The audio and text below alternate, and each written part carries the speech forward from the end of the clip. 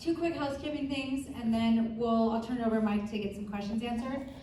We have Channel 6 is here this evening and would like some neighbor comments. So if you're interested in making a statement to the media, please meet us in the back left corner of the room after we're done. And the second thing is just a reminder for everybody to make sure that you sign in on the computer on the way out. It's imperative that we have all of your contact information so we can send you all the updates. And then I will pass it over to Mike to mediate the questions. And thank you guys again, and thank you for all of your hard work and being here this evening.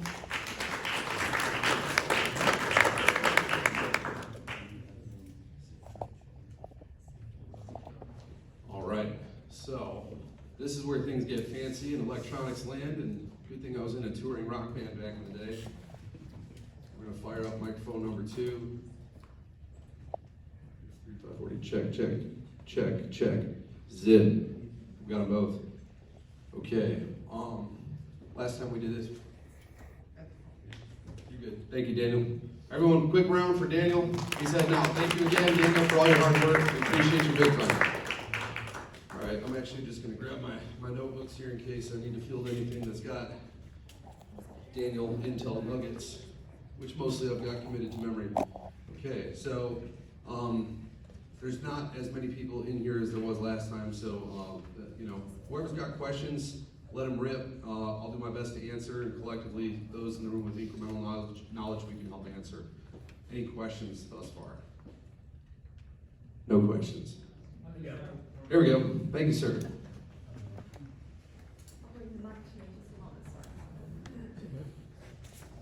I'd like to know if you could answer to me, is if they widen Northshore, where does that money come from? Does it come from the federal government? Is it coming from local? It's not federal. So each year, and thank you for that question, each year there is $20 million out of a $1 billion budget. $20 million is what gets allocated for the entire county for road upkeep. Per Knox County Commissioner Larson J., we're 90 years behind. 90 years behind, and that is local money, perhaps some state money. There was talk about a Greenway Path. Mike Mitchell mentioned this Greenway Path expansion. I think it was about $1.5 million. And rather than widen the road where people are getting killed, they wanted to ramrod a sidewalk down the side of the road where people now will also get killed from the drivers that are crashing and maybe incidents coming out of neighborhoods. That money was state money. So it's a combination of local and state. My understanding is county roads, they get no federal money at all whatsoever.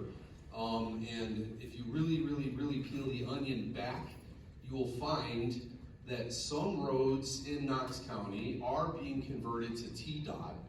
And when roads are converted to TDOT, the financial paradigm changes. And when there are federal infrastructure bills passed out of Washington, D.C., like them or hate them, once they're passed and money gets appropriated, it does make money available.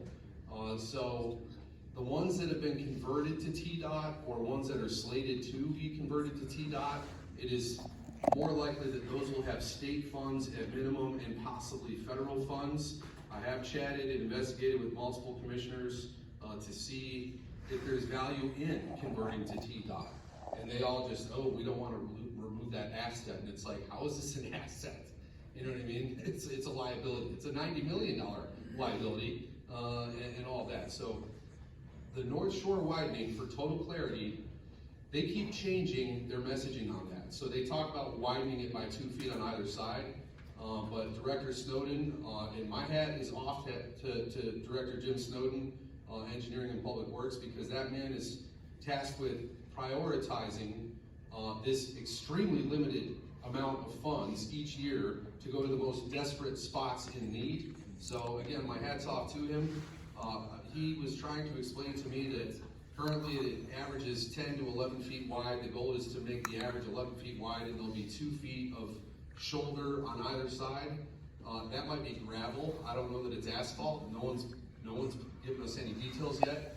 He also said that areas where there's a serious, cliff, a downhill danger spot where any one of us would likely get killed if we plopped into it, that they will backfill many of them with dirt and try to level them out. So we're talking about potentially increasing our likelihood of survival. That's what we're getting. Okay, the reason I ask is because there's federal money that usually comes with concessions, which eventually ends up with Section 8 or low-cost housing, which brings in the illegals. And believe me, all the trash you see on the street now, I guarantee it's from the illegals that are working these homes. Yeah. And they do crap work too, because I used to work construction, I've had to work with them. My dad's a builder. I grew up building with everybody, and anybody and everybody. People that spoke multiple languages, and quite frankly, you know, my hats off to those folks that are out there swinging hammers and lifting drywall and doing the hard work of all that. I have no problem with Americans, because that's what we need here. And there's jobs out there that Americans need to take. Yeah, no, I fully agree, sir. Fully agree. As far as this particular stretch of road and this financial appropriation, these are Knox County roads, Knox County money. That's the answer. I agree, it does need to be fixed because it's a very dangerous road. And you come down here, you're gonna take out your whole underground, you know, you're gonna take out your front end, your back end, you know, you're gonna take out your whole, underneath that, your truck or car, anything. Yeah, And yeah, then we've you got go the over and pictures. kill you too. Yeah, well, thank you, sir, for your question. Angela's gotta get on to the next one. Thank you.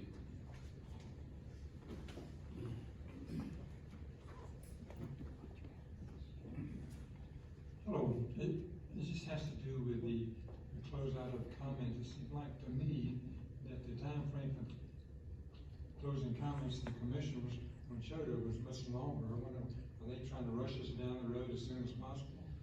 Well, sometimes we ask that exact same question. So, my understanding, sir, is that the planning commission is the first body to vote, and that is not legislative, but more of like an opinion.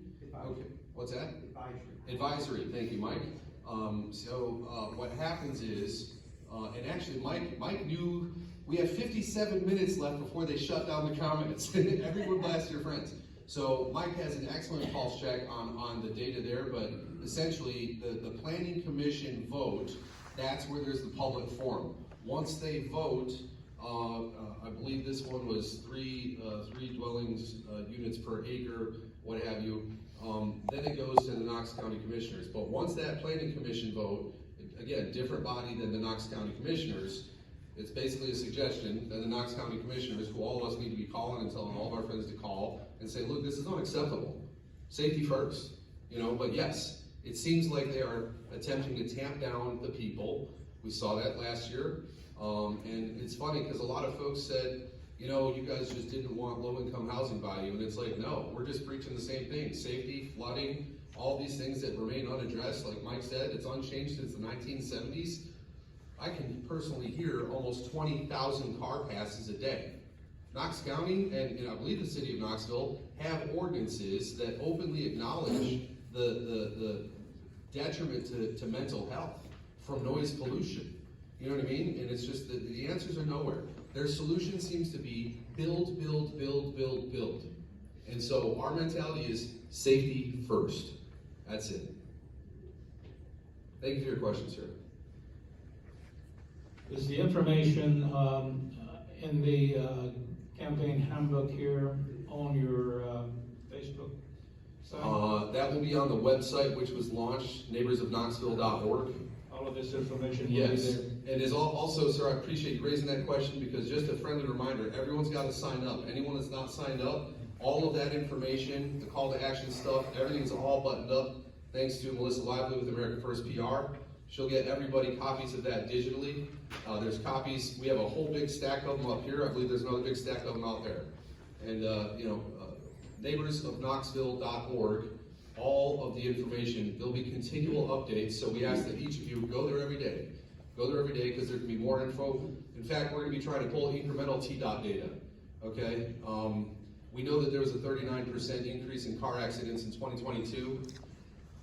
For those of you in this room that don't yet know, there was so many car accidents. And by the way, I did the math before I came here. I think it was 194. I have it in my binder here. It's 194 wrecks in 2022 just between those two roundabouts, okay? You take 194 and you divide it by 365, and it's like 53% of the days in the year, there's a car wreck. So you're talking every other day there's a car wreck. How many of you have sat on Northshore for any period of time, or any other road for any period of time? You can't get to your family, you can't get to your kids. Some people have sensitive timing for medicines that they have to make sure they don't freaking die, and you're stuck. We had a tree that came down, crushed the power lines. 7 hours without power. 7 hours. And by the way, Knox County Sheriff, limited resources, they shut down the road only exactly where the power lines were down. So you had miles in each direction of people wondering, this thing's gotta break at some point, but everybody's just stuck. And once you're in it, there ain't no turning around. You know what I mean? So safety first. That's simple. I get heated. Can you tell I'm passionate? Good Lord. Mike. 2 minutes. Two more minutes for questions. Who else? Who do we got? Mike, just also Yes. on that same topic, those are reported wrecks. Yes, they changed the threshold at which they are required to report an accident. Knox County Sheriff has such limited resources, they now require an injury. Okay, so they are artificially suppressing the accident data. In addition to shutting up our votes and our comments after the Planning Commission, they are now artificially suppressing the data so that they can say, oh, look, this 39% increase in car accidents has gone down in 2023. And it's like, no, you changed the rules on what is required to document as an accident. And there'll be websites likely popping up in the near future where citizens can report them because the government refuses to. Any other questions, folks? All right, there was one more thing you wanted me to do. Just sign in. Sign-ins and interviews. So there are folks with the press that have very patiently waited. We appreciate you all. Anybody that would like to provide comment to the press, make your way to a beautiful big giant tripod camera setup.